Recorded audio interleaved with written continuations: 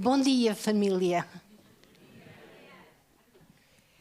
Olha, neste slide nós estamos a ver como vai ser a sequência dos temas desta primeira parte das jornadas, que vão ser sobre o santuário. O primeiro sobre os fundamentos do santuário, a segunda parte que vai ser o António Gabriel e a Raquel sobre a construção e a bênção do santuário, e a terceira sobre o ideal Zita e Manuel Luís. Portanto, vamos começar pelos fundamentos. Eu e o Celso. Ele só entrou no movimento em 68, quando me conheceu, por isso vou eu falar primeiro e ele depois.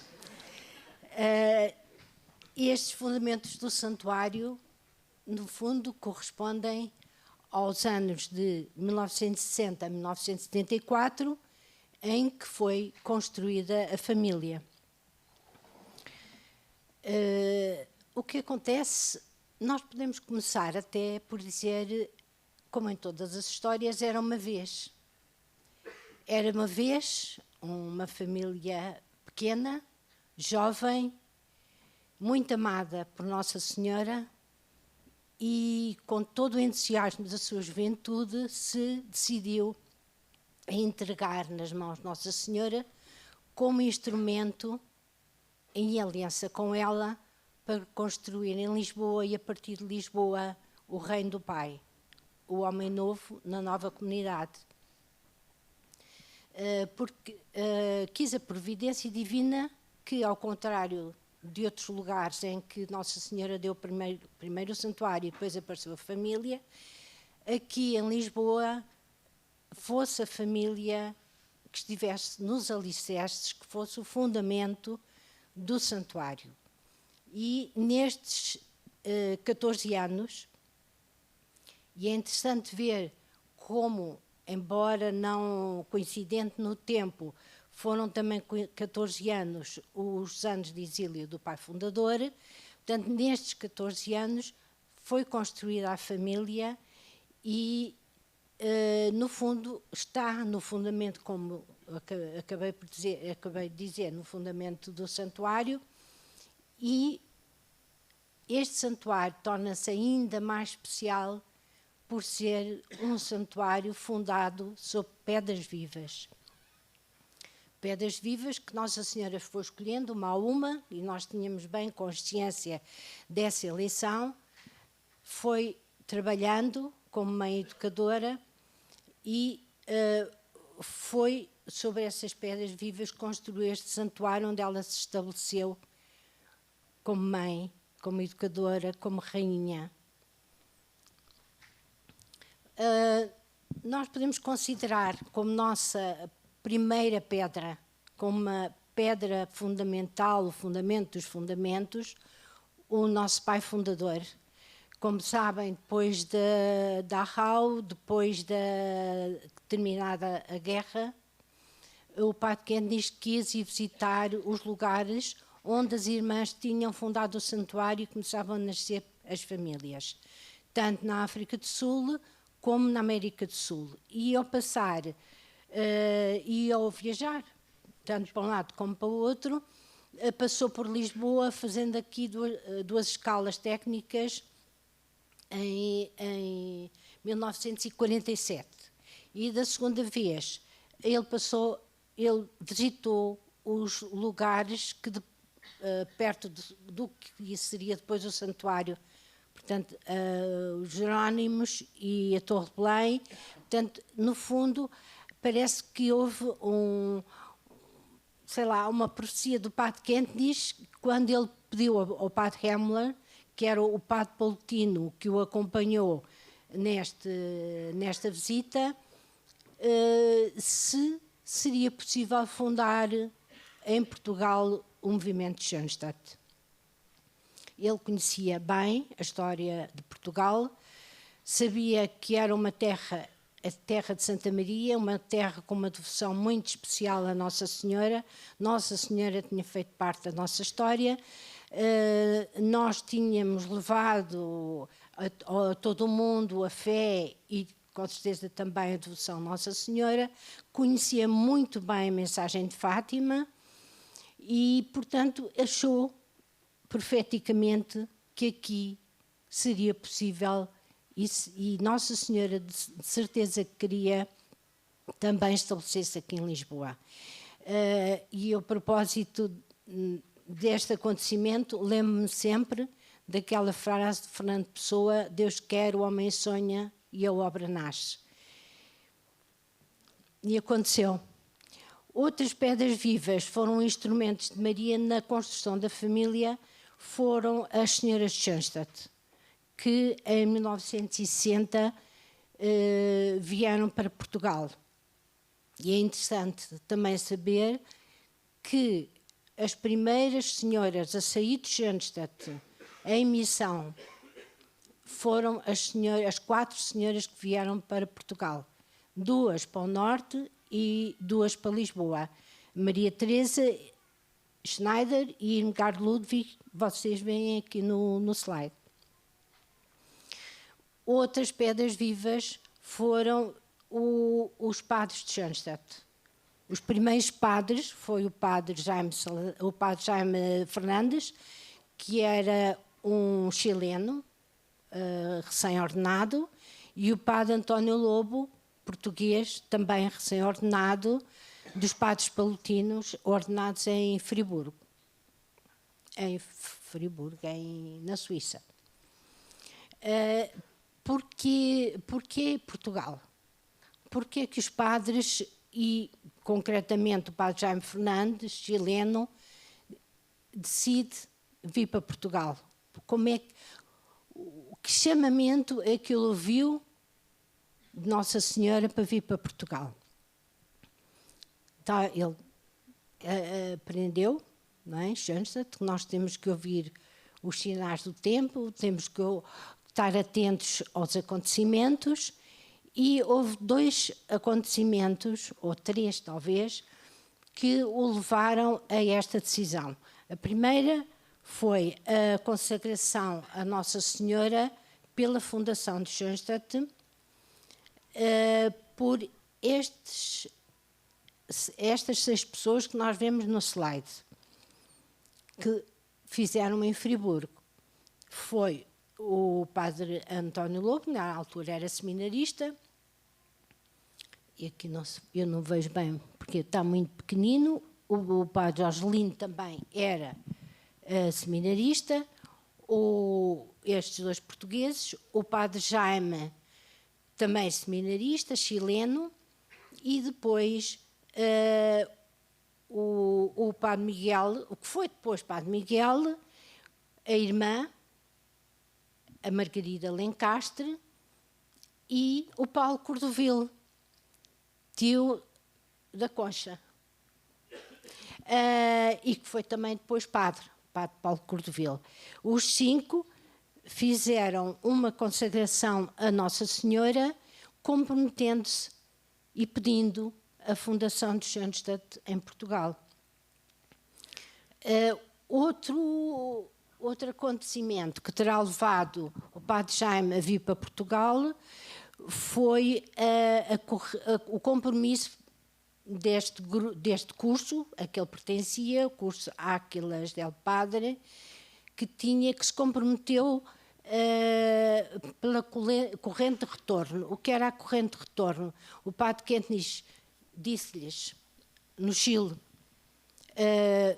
vocês receberam a fé a partir da Europa, agora vocês têm que levar à Europa a cruzada do pensar, amar e viver orgânico. E quero um séquito que me acompanha nesta corrente de retorno. E este curso, Áquilas del Padre, comprometeu-se com o padre Quentnis a fazer a trabalhar com ele nesta corrente de retorno. Eu digo um terceiro acontecimento, que também foi visto como um sinal, é que Lisboa foi o primeiro porto que acostou o barco em que este curso veio da América do Sul e o padre Jaime sentiu que também era um sinal para ele se comprometer por fundar Schoenstatt em Lisboa. Depois temos estes dois senhores que toda a gente, todos nós conhecemos, que são o António Ruivo e o Manel Barata, que faziam parte de alguns estudantes que foram, a convite do padre Helmler, foram a Friburgo, à Suíça, passar férias. E tiveram contacto com os seminaristas em Friburgo e ficaram muito entusiasmados ao ouvir falar de Schoenstatt. É que, de facto, Schoenstatt, para nós, juventude dos anos 60, trazia grandes novidades. Uma era, e eu falo por mim, o Deus como Pai. Nós estamos muito habituados à imagem de Deus juiz. E esta imagem de Deus Pai, Deus pessoal, era qualquer coisa de novo para nós. Depois, também, a diferença entre a consagração na congregação mariana, quase todos nós pertencíamos, as raparigas, que era a diferença entre a consagração na congregação mariana e a aliança de amor. É que na aliança de amor nós temos um nada sem nós, que nos dá uma consciência de instrumento, e não só um ser filho de Maria, mas ser também instrumento de Maria, aliado de Maria, que não havia, de facto, na consagração da congregação mariana. E depois outra coisa era o viver a igreja como família. E isso depois tornou-se muito palpável na nossa família de Lisboa. Foi uma característica que fundamental na nossa família. As senhoras também tinham contactado a família Lencastre, portanto, no fundo, a família Lencastre foi um ponto de contacto tanto para as senhoras, para elas virem para Portugal, como para os padres, através do Miguel Lencastre. E as senhoras fundaram um lar de universitárias na rua Pinheiro Chagas, onde estava também o lar dos Paletinos, onde se instalaram o padre Jaime e o padre António para trabalhar com o movimento. Não havia santuário. Como veem, não havia santuário e havia então duas capelas. Uma, primeiro, na garagem do lar, desse lar de Pinheiro Chagas, onde se reuniam primeiros rapazes para rezar e também para terem reuniões como grupo. E depois havemos ver também que havia passou a haver mais tarde uma capela no primeiro andar do lar com uma imagem que já vamos ver. Os primeiros grupos de juventude masculina vêm aqui no slide, os Cruzados do Novo Reino, e vão adivinhar quem é que está nessa fotografia. Não é fácil. O pequenino do lado esquerdo é com o chapelinho assim a marinheiro, é o António Ruivo. Depois, o terceiro, muito magrinho e alto, é o Manel Barata. Depois há o padre António Lobo e está um inconfundível. Esse reconhecem. É o Manel Luís, claro. É o Manel Luís. Estes são os elementos daquele grupo que se mantêm vivos e fiéis. Depois houve mais dois grupos, dos quais não temos fotografia, só temos a fotografia da bandeira do último, Minister Reginae Mundi. Estes lemas correspondem aos ideais de cada um destes grupos. Dos outros grupos não restou ninguém, a não ser o José Pontes, dos Bandeirantes do Teu Reino, que é padre e que já está no Paraguai já há uns anos. Padre Sancha. Pois. Fala que eu tenho aqui uns pontos fantásticos, de um lado e do outro. Depois aparece também a Juventude Feminina, os 2 primeiros grupos de Juventude Feminina, que também vão descobrir quem são. A primeira da esquerda, a Zita, muito bem. Tu não podes dizer, tu já sabes tudo. E depois temos a segunda da direita, que também sabem quem é. A Misal. E está, não está aqui a Irmã Maria. A segunda da esquerda é que é a Irmã Maria da Graça. A primeira da esquerda, a Zita. A segunda é que depois foi para a Irmã de Maria e que está no Brasil já há uns anos. Depois, esse é o grupo Splendor Ignis, o Esplendor do Fogo. Do lado direito temos o grupo Primavera do Reino. Portanto, entramos os 2 grupos em 1962, muito novinhas. Nós tínhamos 14 anos, acho que elas tinham 16. E agora, neste grupo da Primavera do Reino, também vão descobrir quem são. Ninguém sabe. A pequenina do lado direito é Geninha, depois irmã Maria Eugénia, que também está no Brasil já há alguns anos. E depois, a segunda do lado esquerdo, Paula Roncon, e a do meio, sou eu.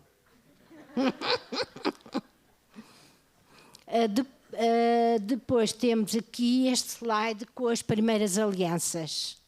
As primeiras alianças que foram então seladas nessa capela do primeiro andar do lar, onde estava a imagem, não tínhamos ainda altar, e onde estava a imagem que hoje está na sala 31 de Maio, no Restelo, que tem um passepartout de madeira.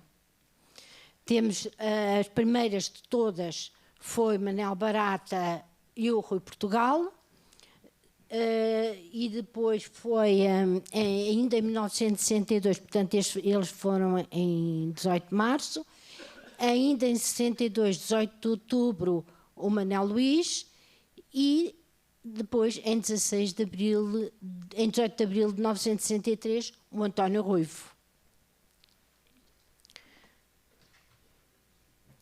A partir de 1963, de facto, vive-se a expansão da família muito grande, cada vez com a adesão de mais membros, cada vez pessoas mais entusiasmadas por Schoenstatt e a fazerem a aliança de amor.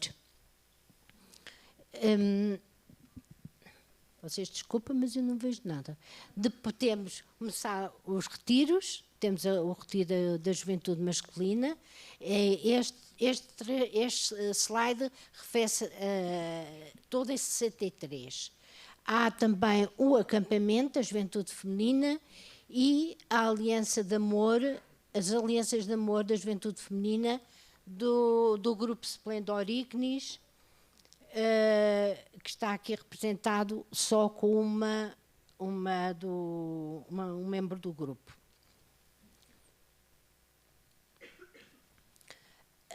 Em 1964 chega o quadro da Mãe Três Vezes Admirável para a capela do Lar de São Nicolau, que vai substituir, e eu estou a referir porquê? Porque vai ser este quadro, com a cercadura luminosa, com o Serves Maria num comparíbide, que vai ser o nosso quadro que está agora no santuário.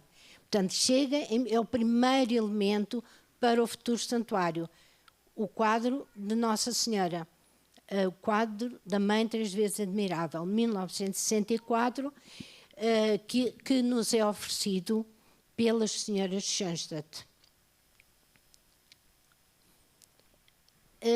Todo este tempo é um tempo, são poucos anos, mas em que os assessores nos transmitem toda a riqueza de Schoenstatt. Eu, quando ouço falar sobre certos conceitos, eu lembro-me que os bebi já nesta época. Portanto, eles tiveram a preocupação de nos transmitir os conceitos fundamentais de Schoenstatt. Esta a aliança de amor, claro, com o nada sem ti, nada sem nós, e depois todos estes conceitos da fé prática na divina providência, a confiança filial, a consciência de instrumento, a autoeducação, a pedagogia dos ideais, a santidade da vida diária, o cumprimento fidelíssimo do dever, o capital de graças, a consciência de missão.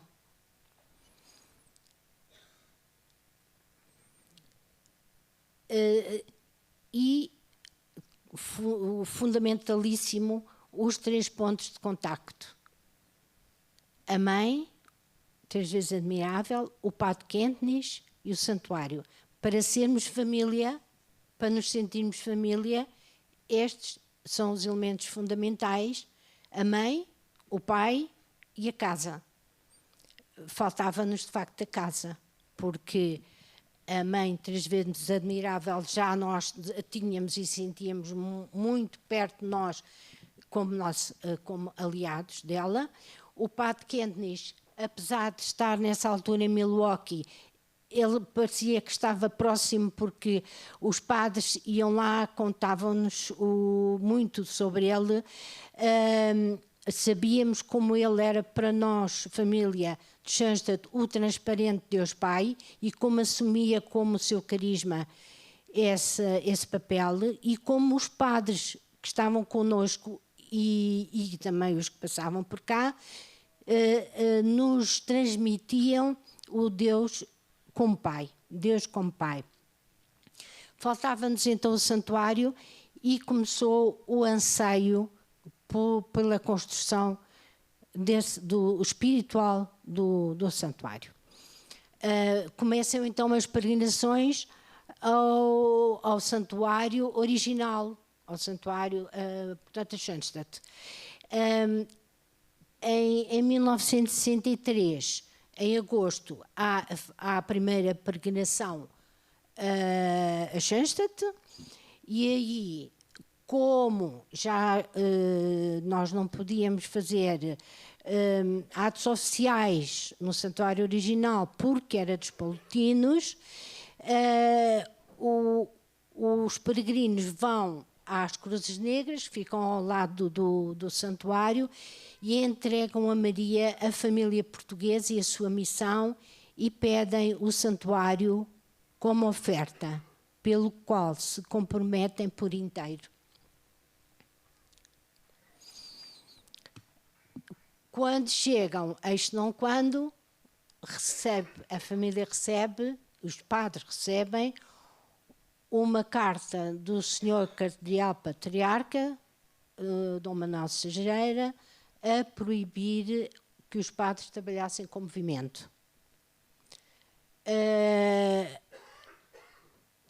Houve, com certeza, diversos motivos para o Sr. Cardeal tomar esta decisão. Por um lado, o fundador está no exílio. Por outro lado, aqui em Portugal, aqui em Lisboa, ele dava muita importância ao movimento, à Ação Católica como um único movimento, e dizia que o nosso movimento estava a buscar pessoas à Ação Católica, e talvez outros motivos, não sabemos. Sabemos que o Sr. Cardeal proibiu os padres, cá estavam, o Padre Jaime, o Padre António, trabalharem com o movimento.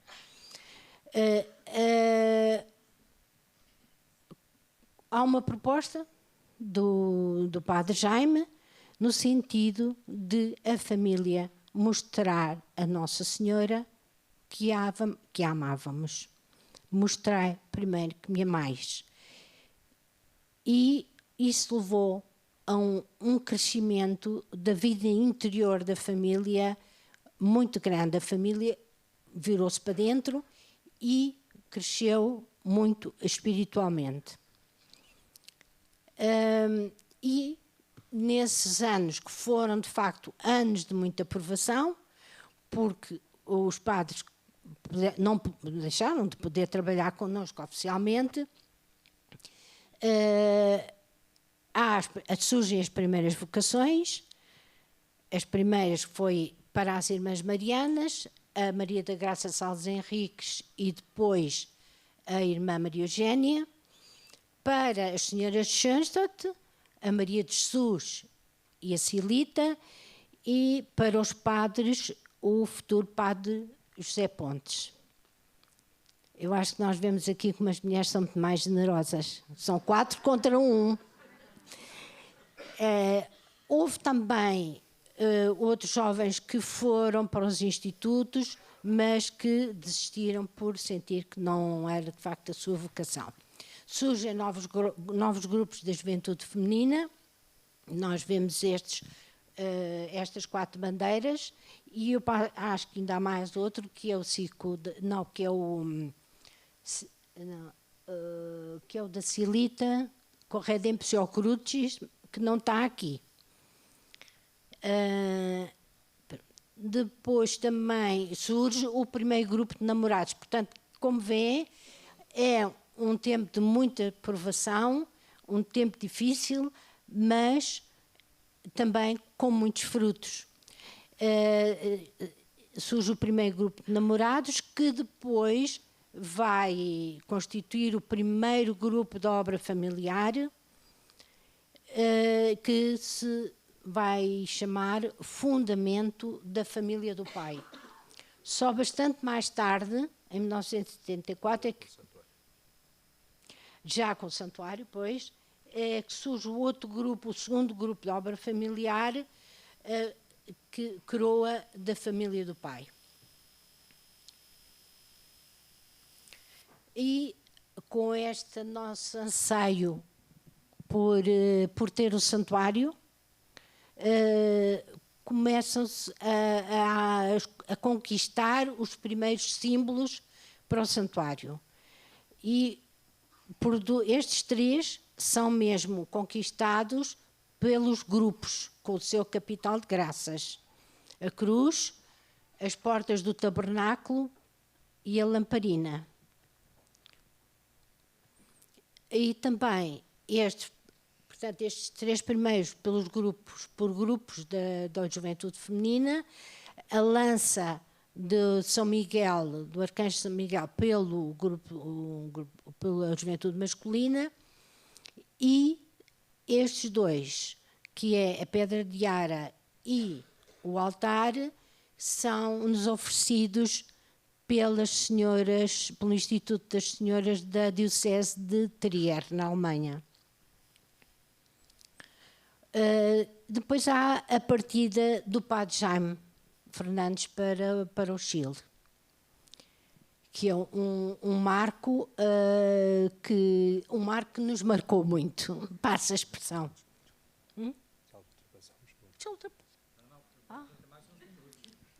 Falta tanto. Oh my God. Tem. Pronto, o padre Jaime Fernandes deixa-nos uma mensagem muito importante. Do quinalto faz-te ao largo. Faz lembrar a passagem do Evangelho em que Jesus diz aos pescadores, aos seus discípulos, pescadores, façam-se ao largo, lancem as redes, apesar de que antes não tinham apanhado nada, depois apanharam muitos peixes.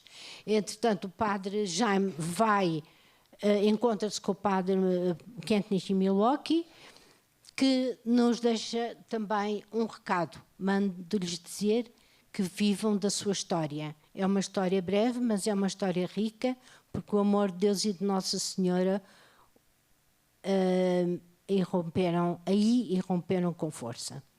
Depois sabemos que em 1965 dá-se a vinda do padre Quentnis pelas mãos de Maria, porque sabemos todos que ele não queria vir por mãos humanas, veio pelas mãos de Maria, é recebido finalmente, depois de muitas vicissitudes, pelo Papa, e depois vai celebrar na Noite Santa de Natal em Schoenstatt. Aí, é um Instituto de Nossa Senhora que se fica como grande pilar da família, porque ficámos sem padres. O padre António também foi para o Brasil.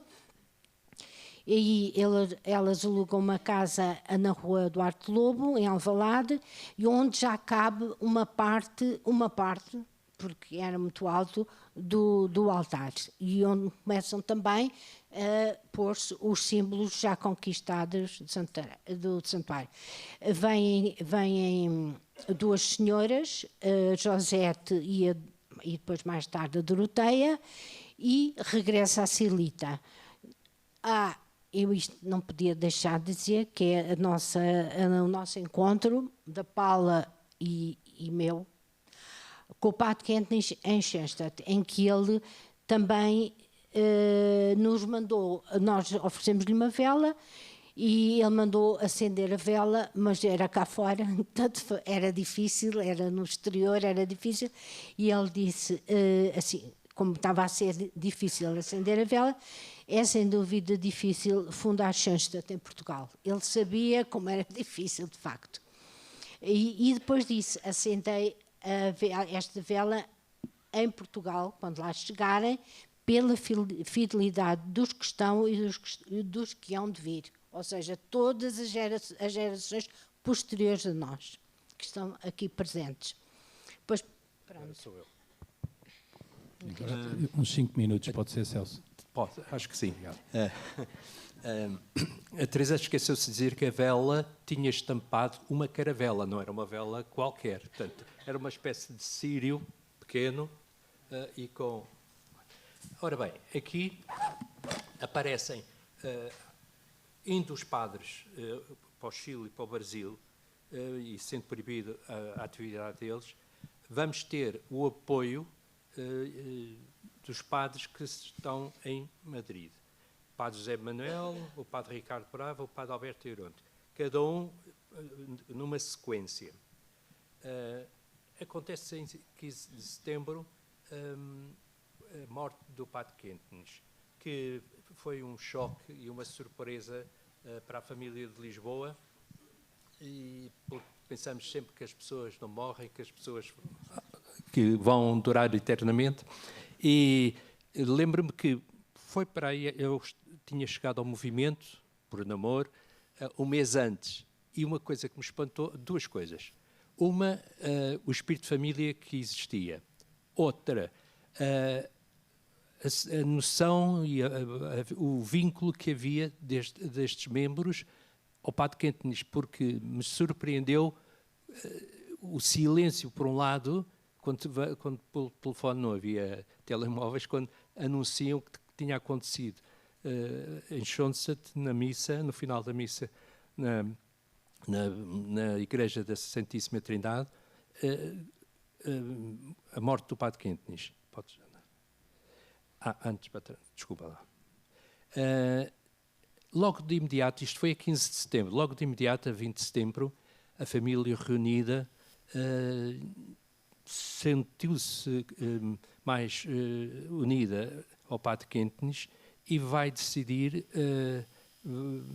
que vai, por um lado, crescer e aprofundar o seu vínculo com o fundador, com o padre Quentnis, e vai preparar-se para construir o Santuário de Lisboa, conquistar espiritualmente pelo Santuário de Lisboa. E o padre Quentnis aqui torna-se também a fonte, toma-se consciência que ele é a fonte da família. Uma família que é unida, uma família que foi sempre e é fiel Nossa Senhora e a Aliança, e portanto, vão-se dando passos nessa direção. Essa aliança de amor, como? A aliança de amor com a família, que se vai preparando espiritualmente e que vai acontecer no ano seguinte, a 31 de maio.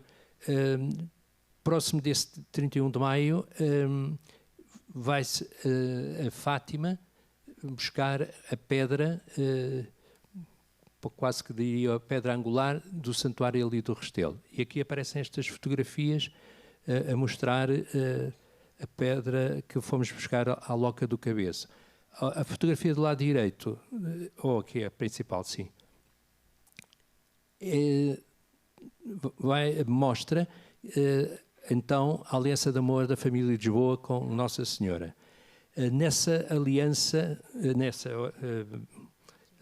de amor, no final da oração está expresso estes pedidos que se faz à Nossa Senhora, à Mater. A construção de um santuário, a vinda de um sacerdote permanente para Lisboa e o reconhecimento da família de Lisboa pela Igreja. A família de Lisboa vai a Pozuelo, que a Teresa deu um lamiré há bocado. Nasce o santuário de Madrid, em Pozuelo de Alarcón, e nós éramos uns 23 que nos pusemos a caminho para Madrid. E esse santuário surge praticamente sem haver família de Schoenstatt em Madrid. Ao contrário de nós, que já tínhamos uma família que já tinha percorrido uma história rica e comprida, entre aspas, e assim foi. A família de Lisboa ofereceu o símbolo do pai para o santuário de Pozuelo. Finalmente, em 71, vem, depois de várias entrevistas, ao novo cardeal de Lisboa, Dom António Ribeiro, acaba por vir a autorização. Numa dessas entrevistas, dessas audiências, o Dom António Ribeiro acaba por dizer 2 ou 3 coisas muito curtas, e a última frase foi esta que aí se encontra: cresçam e desenvolvam-se de acordo com as diretrizes do vosso fundador. E assim foi. Logo em abril seguinte, aparece o padre Jaime Ochagavia, chileno, para apoiar a família de padre residente, se assim se pode dizer, entre nós. Está aqui trocados os slides, mas é o final depois. O último, o padre Alberto Eronti, que não é chileno e é argentino, convoca a família para um encontro, e depois de analisar a história da família desde o princípio até que é uma homilia assim, acaba por desafiar a família a construir o santuário. Está chegada a hora de avançar, e aqui a família tem de descobrir uma linha que marca a sua entrega total e a sua dedicação ao compromisso da aliança de amor. Essa linha tem de ser firmemente a construção do santuário. É uma exigência que Deus nos põe e a única possibilidade de nos responsabilizarmos pelo futuro.